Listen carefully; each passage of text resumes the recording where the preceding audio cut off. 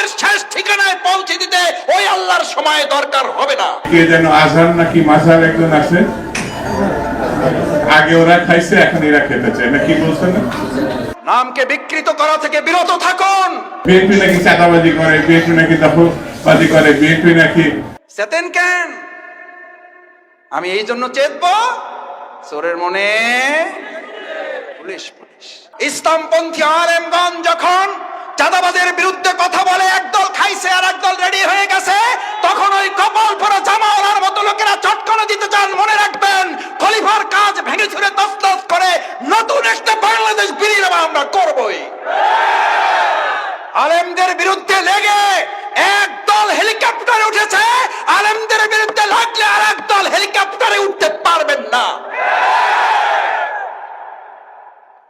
আল্লাহ তাআলা আলেমদেরও দেখেন, জালিমদেরও দেখেন। আল্লাহ তাআলা আলিমদের সাহায্য করেন আর জালিমদেরকে শায়েস্তা করেন। সুতরাং আলেমদের বিরুদ্ধে অবস্থান নিয়ে কেউ জালিমের কাতারে যাওয়ার চেষ্টা করবেন না, পরিণতি কারো ভালো হবে না। সে যদি শফিকুল ইসলাম মাসুদ হয়, শফিকুল ইসলাম মাসুদের পরিণতি তার চেয়ে ভয়াবহ হবে। কারণ আলিমেরা কথা বলে জনগণের কল্যাণের জন্য, ইসলামের জন্য। আলিমদের সম্মান করতে শিখুন, নামকে বিকৃত করা থেকে বিরত থাকুন। ফ্যাসিস্টদের এক টাকলা মুরাদ মনে করিয়ে দিচ্ছি, শুধু এই মাওলানা ডক্টর আজহারি হাফিজাহুল্লাহ বলেছেন, ওই যে কি একটা বলে, ঠিক না বা ঠিক, এই কথা বলার দুই একদিনের মাথায় ওর মন্ত্রিত্ব চলে গিয়ে অপমান লাঞ্ছনার কাজ করে আল্লাহকে দাঁড় করিয়েছিলেন। আজ যারা আজহারিকে আজহারি কিংবা ফাজাহারি বলেন, আপনাদেরকেও লাঞ্ছনা এবং অপমানের শেষ ঠিকানায় পৌঁছে দিতে ওই আল্লাহর সময় দরকার হবে না। কি বলেন? আমরা জানি না আপনারা এগুলো বুঝে না নাকি না বুঝে, নাকি শয়তানের পাল্লায় পড়ে বলেন। মাওলানা ডক্টর আজহারি এই বাংলাদেশে কোন দলের সম্পদ নয়, শুধু মুসলিম উম্মার সম্পদ নয়, উনি গোটা পৃথিবীর মানব জাতির সম্পদ।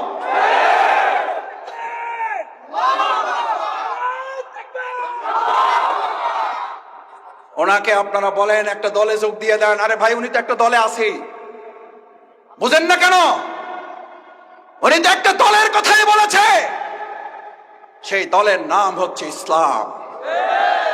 ইসলামের কথা বললে যদি কারো গায়ে আগুন জ্বলে, তাহলে বুঝতে হবে ওটা মুসলিম নামের কলঙ্ক, ইসলামের দুশমন। ইসলামের শত্রুরা হুঁশিয়ার সাবধান। আমরা বললাম সাদাবাজা রেডি হয়ে আছে। আরে ভাই, রেডি হয়ে আছে বলার মধ্যে দিয়ে যদি আমি ভয় পেয়ে যাই, তাহলে তো আমি দুটো অন্যায় করেছি। নিজ দায়িত্বে এটা আমি এবার ঘাড়ে চেপে নিয়েছি। চোরের মনে দুই উজু করা লোক সকালবেলা, একজন তাহাজ্জুদের জন্য আর একজন চুরি করার জন্য নাক মুখ ধোয় না। তাহাজ্জুদওয়ালা মনে করতেছে এই দেশে তো আরো চোর আছে, এটা মনে করে। তাহাজ্জুদওয়ালা মনে করে আমার মতো তাহাজ্জুদ পড়ার লোক তো এই সমাজে আরো। চোরওয়ালা মনে করে চোর আগে তো একা করতাম, এখন থেকে আমার দলে লোক আরো। আল্লাহ, এই গল্পগুলো এরা কেন মনে রাখে না? এগুলো তো গল্প না, এই গল্প মনে রাখলে তো চেতার কথা না। চেতেন কেন? চেতেন কেন? আমি এই জন্য চেতব, চোরের মনে পুলিশ পুলিশ। সে যেই হোক, শফিকুল ইসলাম মাসুদ যদি মনে করে আমার মধ্যে চোরামির অভ্যাস আছে, তাহলে পুলিশ দেখলে তো ভয় একটু। হাত কাটার ওয়াজ যদি করার পর ভালো মানুষেরা ভয় পাবে না চোরেরা ভয় পাবে? তাহলে হাত কাটার ওয়াজকে ভয় পান কেন? সুদের বিরুদ্ধে ওয়াজ করলে মসজিদের সভাপতি খেইবা যান কেন? আবুল হেকাম কিসের বাপ? বুদ্ধির বাপ ছিল, শুধু কি ছিল না? ইসলাম না থাকার কারণে আবুল হেকাম যদি আবু জেহেল হয়ে যায়, আজকে যারা রাজনীতি করেন আর তারা যদি বলেন ইসলামের মধ্যে টাইনেন না, ওই বেটা কি আবুল হেকাম না আবু জেহেল? ওই বেটার নাম কি? ওই বেটার নাম কি? ও আব্দুর রহিম হইল ওর নাম।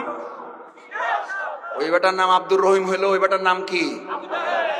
ওই বেটার নাম দুদু মিয়া হইলো, ওই বেটার নাম কি? কথায় রাগ করেন না, বুঝে শুনে কথা বললেন। আবু জেহেলের লাইন ধরেন না কেউ, আমাদেরকে ভয় দেখাবেন না, কারণ আমরা ভয় করি কাকে? কাকে? আল্লাহকে যারা ভয় করে, গোটা দুনিয়ার অপশক্তিরা ভয় করে তাকে।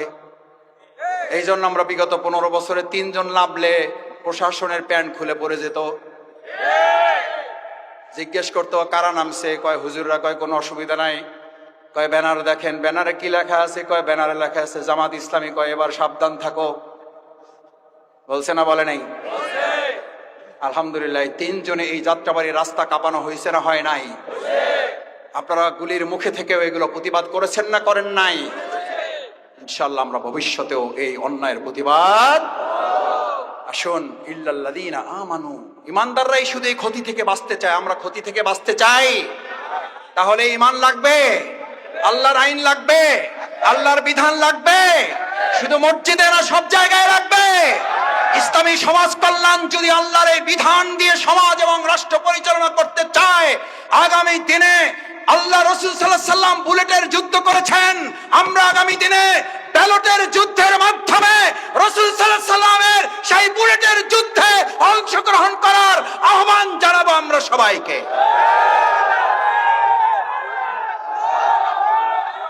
রাজি সবাই?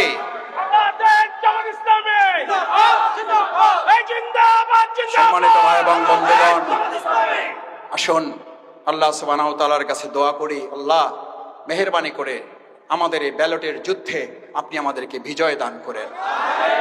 রাসূল সাল্লাল্লাহু আলাইহি সাল্লামের সেই বাণী আমাদেরকে ধারণ করান। কতিপয় হাপরওয়ালা বুঝেন, দা কাশি বানায়, তাদের সাথে অবস্থান করেন, কোনো কাজ করবেন না। মাথা থেকে গন্ধ না দুর্গন্ধ বেরোবে, কারণ হাপরওয়ালাদের সাথে বসে আছেন। হাপর বুঝেন, দা কাশি বানায়। রাসূল সাল্লাল্লাহু আলাইহি সাল্লাম বললেন, তোমার আতর কেনার সামর্থ্য নাই, পকেটে টাকা নাই, আতরের দোকানে সকাল থেকে সন্ধ্যা পর্যন্ত বসে থাকো। গন্ধ না দুর্গন্ধ? কি দুর্গন্ধ না সুগন্ধ? আজ এখানে যারা আছেন, ব্যালটের যুদ্ধের মাধ্যমে আগামী দিনে হাপরের পক্ষ নিবেন নাকি আতরওয়ালাদের পক্ষ নিবেন? আতরওয়ালাদের পক্ষ নিবেন যারা, দেখি হাতগুলো। আল্লাহ আমাদের আতরওয়ালাদের সাথে কবুল করেন। আস্তাগফিরুল্লাহ রাব্বি মিন কুল্লি জামবি ওয়া আতুবু ইলাইহি। সুবহানাকাল্লাহুম্মা ওয়া বিহামদিকা আশহাদু আল্লা ইলাহা ইল্লা আনতা আস্তাগফিরুকা ওয়া আতুবু ইলাইহি।